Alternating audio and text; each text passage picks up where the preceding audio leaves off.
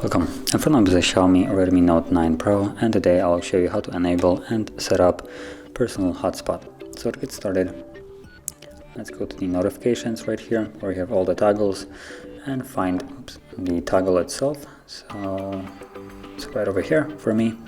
So before you tap on it, you want to hold it so we can change a couple of settings. So from here, tap on set up portable hotspot, and number one, let's change the password so we can actually remember it instead of it being just some kind of random generated numbers and letters.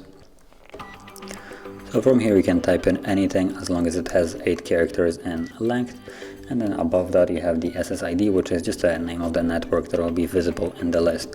You can keep it as it is, change it if you want, it doesn't really matter here. And then the last thing that I would change would be the AP band right here. Now unfortunately you only can have one of them, not both enabled. So if you're going to be connecting to this network with an older device, I would advise on keeping it at 2.4. But if your device is relatively new or released in a couple last years, then 5 GHz will be a better option. Basically what it does is allows you to have a more stable and faster connection to the Wi-Fi.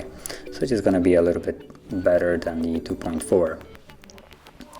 And once all is set, you can tap on the check mark right here to save the settings, and from here we can leave this, and all we need to do now is tap on the toggle to turn it on and off whenever we need it. And like I said, tap on it again to turn it off. So that is how you would set it up, and if you found this video helpful, don't forget to hit like, subscribe, and thanks for watching.